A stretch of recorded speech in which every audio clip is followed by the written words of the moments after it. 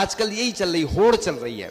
द्रव्य भी लाते हैं ना, तो द्रव्य में आचार्य श्री बोलते थे कि ऐसे कलर वगैरह उपयोग नहीं करें। चिड़िया वगैरह खाती हैं या जो भी जिसको मिलती है द्रव्य, वो उपयोग ही नहीं कर पाता बेचारा, केमिकल रहते हैं। द्रव्य सजाने को मना नहीं है, केसर से सजाओ, चंदन से सजाओ, है ना। और जो सात्विक चीजें उनसे अच्छे से अच्छी प्रतियोगिता करो, लाड़ू सजाओ, प्रतियोगिता करो, इसलिए की जाती, उसके माध्यम से अच्छी अच्छी लाड़ू आते हैं, परिवार के माध्यम से लाते हैं। तो जो भी प्रतियोगिताएं करो, उनसे मांगलिक क्रियाएं संपन्न हो, अपना पुण्य बढ़े। अपने देश में एक बहुत अच्छी चीज चलती है कि जो भी विदेश के लोग करेंगे वो हम करेंगे, बस अपने देश की छूटती जा रही है क्रियाएं। जन्मदिन मनाएंगे ना, उसको क्या बोलते हैं? आज हमारा जो प्रवचन है वो इंट्रोडक्शन वाला है ना, इसलिए बहुत सारे विषय आके अष्टानिका का चल रहा है, अभी बताएंगे। तो जन्मदिन कैसे मनाते हैं? जन्मदिन में केक काटते हैं। केक माने तो होता है पिता का कलेजा, इसलिए केक नहीं बोलना कभी, केक माने पिता का कलेजा, उसको मधुरम बोलते हैं अपन अपनी भाषा में। तो काटना नहीं है, मिठाई बांटो, जितने वर्ष के हो गए उतने श्रीफल चढ़ाओ, उतने दीपक से आरती करो, उतने शास्त्र दान करो। ऐसे ही मोमबत्ती नहीं बुझाना, आरती करो भगवान की अच्छे से, मुनिराज आदि की, देवसास गुरु की, नव देवताओं की आरती करो और मिठाई बांटो अगर बांटना है, उसमें कोई दिक्कत नहीं है। वर्षगांठ यानी वर्ष से एक वर्ष हमारे गांठ से चला जाता है, उसको वर्षगांठ फिर भी बोलते। इसी प्रकार से शादी की सालगिरह मनाते हैं लोग, 75 साल के डुकरा डुकरिया हो जाते और फिर से शादी करते हैं। बताओ, वैराग्य का अवसर होना चाहिए। लड़कों की तो एक बार शादी नहीं हो पा रही, बेचारे पूरे देश में हम देखते हैं। आचार्य जी भी चिंतित थे कि बेचारे लड़के आज 30, 35, 40 साल के हो गए, गांव में लोग लड़की देना नहीं चाहते हैं, शहरों में देना चाहते हैं, फिर बाद में तलाक हो जाती है, लड़ाई झगड़े होते हैं। एक कमी है अपने समाज की, ऐसा नहीं करना चाहिए। जो योग्य है, पहले भी तो होती थी शादी, अब पहले लड़के वालों के भाव ज्यादा थे, आजकल लड़की वालों के ज्यादा हो गए, और लड़के बड़े बड़े होते जा रहे हैं, विवाह नहीं हो रहे हैं, लड़कियों की कमी हो गई, क्योंकि भ्रूण हत्या आदि हुई तो उससे कमी हो गई, है ना।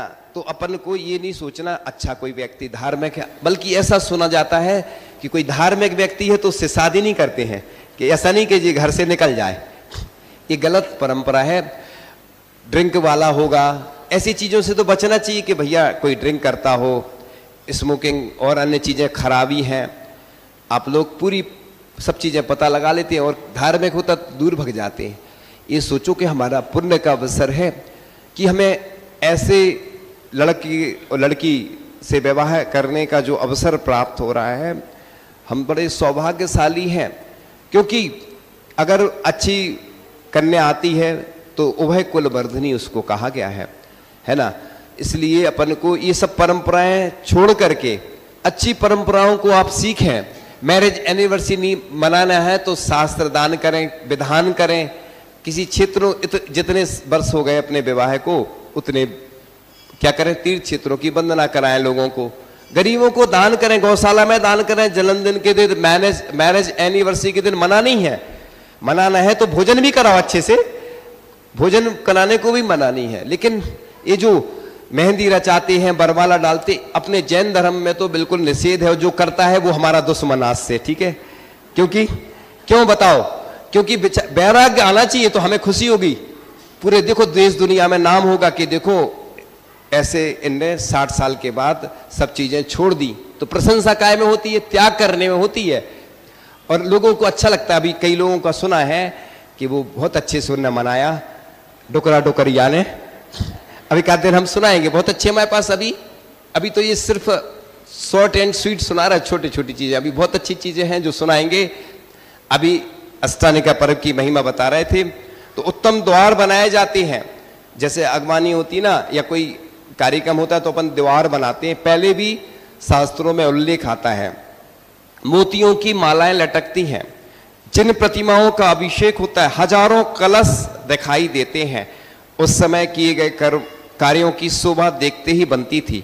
कोई मंडल बनाने के लिए विधान चल रहा ना, जब किसी ने मंडल बनाया होगा, है ना। वैसे तो आजकल हर चीज हमने देखा किराए पे होने लगी। आपके यहाँ शादी होती तो क्या करते, पंचकर्णक भी होते, कैटरिंग वाले को दे देते। ये गलत परंपरा है। जो बर्तन आते हैं वो हर जाति के लोग बर्तन ले जाते हैं, इसलिए अलग से कोई बर्तन की व्यवस्था मंदिर में हो या एक व्यक्ति ऐसा हो जो बर्तन अलग से दे, उसको आजीविका भी चले, तो शुद्ध बर्तन उपयोग करना चाहिए। ये गलत है, चाहे पंचकलड़ में हो, चाहे अपने धार्मिक कार्यक्रम हो, चाहे शादी विवाह हो। बर्तन अकेले की बात कर रहा हूं सिर्फ मैं, क्योंकि अपन घर में तो इस्तेमाल करते नहीं है और सभी जातियों के लोग इस्तेमाल करते हैं। अब अपन इस चीज पे प्रतिबंध लगाएं, पूरे देश के लिए बोल रहा हूं मैं। ये गलत परंपरा है कि सब लोग उसको इस्तेमाल करते, उसमें मांसाहार भी पकता हो उन्हीं बर्तनों में और तुम बड़े चाव से खाते हो खड़े होकर के, वो फोटो खिंचवाते हो अच्छी वीडियो में, है ना। ये गलत परंपरा है। बर्तन अपनी समाज के होना चाहिए, या समाज के नहीं है तो जो व्यक्ति करे, सिर्फ बर्तन तो कम से कम ऐसे बर्तन हो सिर्फ जैन लोग ही उपयोग करें, वो अलग से होना चाहिए, इसमें परिवर्तन होना चाहिए।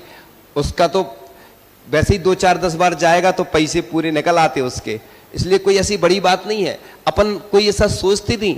हम देखते ट्रेन में जो पेंट्री कार होती ना, नॉन वेज और वेज, शाकाहारी और मांसाहारी भोजन एक साथ बनता है। जो ट्रेन में भोजन करते हैं वो शाकाहारी भोजन नहीं करते। स्कूल में और जहाँ जहाँ जो कैंटीन आदि रहती ना, ऑफिस आदि में, बड़े बड़े शहरों में, उनमें भोजन जो बनता है वो एक साथ बनता है, शाकाहारी और मांसाहारी। अब बच्चे जो आपका भोजन कर रहे हैं, आचार्य श्री ने बोला था कोई बच्चे बाहर पढ़ने जाएं तो आशीर्वाद नहीं देना। बताओ क्यों बोला ऐसा आचार्य श्री ने? बोले वो कुछ भी पाप के कार्य करेंगे तो किसको दोष लगेगा? अपन को लगेगा, अपन ने आशीर्वाद दिया। इसलिए हम लोग कोई भी काम में आशीर्वाद देते सोच समझ के देते हैं। लोग आते हैं, महाराज जी नई गाड़ी लाए हैं 4 व्हीलर, आशीर्वाद दे दो, है। अब हमने आशीर्वाद दे दिया, 4 व्हीलर जहां जहां जाएगी उसका दोष किसको लगेगा? हमें लगेगा। समझ गए ना? इसलिए कोई आता है, महाराज जी शादी हो गई आशीर्वाद दे दो, या शादी हो जाए आशीर्वाद दे दो, तो हम लोग क्या बोलते हैं? सदग्रस्त बनो, उसके लिए आशीर्वाद, विवाह के लिए आशीर्वाद नहीं है। तो इसलिए साधु संत जो भी आशीर्वाद देते हैं बड़े सोच समझ कर देते हैं, क्योंकि ये सब चीजें अगर नहीं सोचेंगे तो अपन चर्चा कर रहे थे, कोई मंडल बनाने के लिए बड़े आदर से 5 रंग चूर्ण पीसने का कार्य करता था। पहले की जो रंगोली बनती थी वो काय से बनती थी? रत्नों के चूर्ण रहते थे, है ना। इसलिए मंदिर के सामने प्रतिदिन अपन को के रंगोली डालना चाहिए। और आज मंदिर के सामने सबसे ज्यादा भरमार किस चीज की रहती? चरण पादुका की, है ना। मंदिर के सामने कभी भी नहीं उतारना। और इस मंदिर का नाम आज से चेंज करना, अपन को छोटा मंदिर नहीं बोलना। हमने मन में आया बड़ा मंदिर तो बोल सकते, भगवान का मंदिर कभी छोटा नहीं होता। ये जो भी अगर ऐसा बोलोगे तो पाप का अर्जन होता है इसमें। ऐसा क्यों बोले अपन? बड़ा मंदिर बोलो, भगवान का नाम वर्धमान लिखा है नीचे, तो भगवान के नाम से बोलो, भगवान की वेदी, उनकी वेदी, ऐसा नहीं बोलना, है ना। इसलिए छोटा मंदिर नहीं बोलना। पहले बोलते आ रहे, भूल हो गई, अब आगे से अपन इसका छोटा मंदिर नहीं, क्योंकि भगवान बड़े होते हैं। भगवान सब कुछ देने वाले होते, भगवान छोटे होते क्या? बताओ। भगवान बड़ा मंदिर तो बोल दो फिर भी चल जाए, बड़ा तो ऐसे ही लोग भजन गाते ना, छोटा सा मंदिर बनाएंगे वीर गुण गाएंगे। तो हमने सुधार किया, हमने कहा हमें अच्छा ही लगता था, छोटा बोलते हैं लोग। हमने कहा सुंदर सा मंदिर बनाएंगे प्रभु गुण गाएंगे, तो सुंदर सा मंदिर बनाओ ना, है ना, छोटा नहीं। तो इस प्रकार से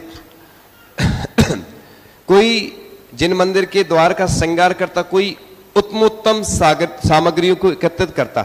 जैसे कई लोग द्रव्य के पुण्यार्जक बन रहे हैं, बहुत पुण्य का काम होता है, विधान तो अपन कर ही रहे हैं, द्रव्य भी जो दान देता है। ऐसे ही जो कलश रखे जाते हैं ना चातुर्मास के, ऐसा नहीं सोचना कि इससे क्या होता है। बाजार में मिलते चातुर्मास के कलश तो ले आओ और रख लो अपने घर में। माला बाजार में मिलती है ना, खरीद के लाना, अपने गले में जाएगा आपका, अच्छा लगेगा क्या? सम्मान किसके द्वारा होता है? समाज के द्वारा होता है, वो अच्छा लगता है।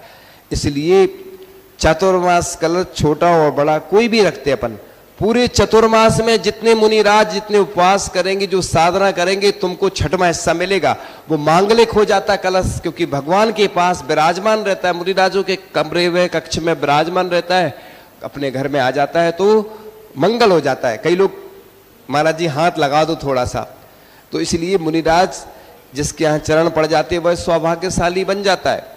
देखो होड़ लगती है लोगों की कि हमारे यहाँ चतुर्मास हो, हमारे यहाँ महाराज आ जाए, निवेदन करने आते हैं, और जहाँ मिल जाता है सो उदासीन हो जाते, ऐसे लगता है सब दीक्षा लेने के लिए तैयार हो, बिल्कुल बिल्कुल ऐसे उदासीन हो जाते हैं। आजकल उल्टा होने लगा, उदासीनता खूब आ रही है लोगों में, खूब मिल रहा है ना, साधु संत आते रहते तो उदासीनता सी आ जाती है। हमारी तो भावना है जितने लोग बैठे दीक्षा ले ले तो हमें तो दुनिया की सबसे ज्यादा खुशी होगी, कितने सारे लोग, क्या बात है, अपने लिए ताली बजा रहे हैं कि हो जाए दीक्षा, लेना नहीं है। अरे भगवान से प्रतिदिन ऐसी भावना भाव, मैं मुनि बनूं, मैं आर्य का बनूं, छुल्ली का छुल्लक बनूं, ऐसी भावना तो भाव, इससे पुण्य बढ़ेगा। हम हमेशा लोगों को बोलते तुम कुछ नहीं कर पा रहे, एक बहुत अच्छा काम करो, सुनो कि हे भगवान आपकी 3 लोक में जितनी प्रतिमाएं, रत्नों की प्रतिमाएं हो, 500 धनुष ऊंची प्रतिमाएं हो, ऊंचे ऊंचे जिनालय सोने के बनवाऊं मैं, ऐसी भावना करने में क्या जा रहा, पैसा लग रहा है क्या? तो भावना करो अच्छी द्रव्य चढ़ाऊं, भले ही तुम्हारे पास कुछ नहीं है, आ जाएगा। मैं बंधा जी में बैठा था, बंधा जी में मैंने भगवान के सामने, अजितनाथ भगवान थे उधर मूल नायक, हे भगवान आपको अच्छे छत्र चमर लग जाएं रजतमय तो बहुत अच्छा लगेगा हमें। हमने भावना भाई, एक महिला दिखी हमें, हमने पूछा आप कहाँ से आई? बोले जयपुर से। हमने कहा यहाँ पे छत्र चमर भामंडल आदि लगना है और हमारी भावना है आप महिला मंडल के द्वारा करवा दें ये काम। ना वो हमें जानती थी ना हम उनको जानते थे। सोचो हम भगवान के सामने भावना भाई तुरंत बोला और उधर से फिर खबर आई, हमने सब बता दिया डिटेल्स, और बाद में वो अपने पति के साथ खुद आई, प्रतिमाधारी थी, जयपुर से आई, खुद लेके आई छत्र चमर भामंडल आदि और उन्होंने खुद भगवान को लगवाया। देखो भगवान के सामने अच्छी भावना भाने से तुरंत काम हो गया। हमने थोड़ी कहा भगवान से कि हमें कोई भेज दो। ऐसी कई बार परीक्षाएं होती हैं। दान चिंतामणि अतिमब्बे की कहानी हमने कई बार सुनाई होगी कि वो हमेशा दान करती रहती थी। 1000 प्रतिमाओं को विराजमान किया, 1000 सोने के सींग वाली गर्भवती महिलाओं को, गर्भवती गायों का दान किया और 1000 मुनिराजों को आहार दान किया एक साथ। 1000 मुनिराजों को एक साथ खड़े हो गए, संघ को निवेदन किया, वो संघ आ गया और 1000 मुनिराजों को दान किया, आहार दान। और उसको उस महिला की सोने की प्रतिमा बनवाई गई थी। काय की प्रतिमा? उस महिला की, भगवान जैसी नहीं, एक स्टैचू बोलते ना अपन जो लगे रहते ना कई जगह। हाँ, गलत समझ जाते लोग, नहीं तो इसलिए स्पष्ट करना पड़ता। अब उसके पास उसने एक लड़के को मदद की थी, उसके पास कुछ नहीं था। अब उसने सोचा क्या करूं, आज तो कुछ है नहीं। भगवान पार्श्वनाथ से निवेदन किया, हे भगवान मैंने हमेशा दान किया है, आज मेरे पास कुछ है नहीं देने के लिए। और जैसे ही निवेदन किया, एक लड़का सोने के आभूषण लेकर आता है और सोने के आभूषण लेकर आता है और वह उस अतिमब्बे को दे देता है। ये जैन महिला हुई है कर्नाटक की। आचार्य जी ने 10 से अधिक बार इस कहानी को सुनाया है। आचार्य जी को बहुत पसंद आई ये कहानी, यानी आचार्य जी की फेवरेट कहानी थी। तो वह सोने के आभूषण लेके आती है और कोई जो दान मांगने लोग आए थे उनको वह आभूषण दे देती है। देखो आप, ऐसी महिला हुई है। इसलिए दान में कंजूसी नहीं करना, घबराना नहीं, डरना नहीं। जितनी शक्ति है जम सक तम की रही, जैसे उपवास की जितनी शक्ति है उतने करते हैं अपन। ऐसी दान में एक व्यक्ति सामने बैठा है, नाम नहीं लेंगे हम, क्या लगा अभी तो किया था फिर करना पड़ रहा है। तो दान करने से कभी कोई आज तक गरीब नहीं हुआ, हम और बताएंगे आगे के एपिसोड में सुनाएंगे। अभी शॉर्ट एंड स्वीट सुनाना था इसलिए। तो जिन व्यक्तियों ने सोचा आचार्य ऋषि का कलश लेना, एक व्यक्ति जबलपुर के थे, अभी हमने सुनाई थी महादानी की कहानी, क्योंकि हम लोग अभी राजस्थान में गए थे तो RK मार्बल प्रसिद्ध है, उनकी भी सुनाई थी कहानी। बहुत सारी कहानी अलग अलग सुनाई थी। जो दान करते हैं उनका पुण्य कैसे बढ़ता है, कैसे व्यक्ति ऊंचाइयों पे पहुंचता है, दुनिया का सर्वश्रेष्ठ व्यक्ति कैसे बनता है दान के माध्यम से, ये सुनाई थी। आप लोग सुन सकते हैं, है ना। कैसे सुनोगे वो तो आपको सबको मालूम है, ठीक है ना। तो बात चल रही थी, उसने सोचा कलश लेना आचार्य जी के चातुर्मास का, लेकिन पैसा तो है नहीं, क्या करें, जमीन बेच देंगे या कोई प्रॉपर्टी आदि थी उसको बेच के अपन कलश की राशि चुका देंगे। हुआ यूं कि उसने जब कलश लिया चातुर्मास का, और उसका अतिशय चमत्कार हुआ चातुर्मास के कलश का कि वो जमीन जो बेचना थी वो नहीं बेचना पड़ी और उसके पास राशि आती गई, उसने कलश की राशि भी चुका दी और जमीन भी ऐसे कई लोगों ने बताया, हमने प्रतिमा विराजमान की, हमारे पास बहुत सारी कहानियां हैं ऐसी। लेकिन आप भी समझते हैं कि समय आपके पास भी कम रहता है, हमारे पास भी कम रहता है। हम देखते हैं लोग आते हैं समस्या लेके।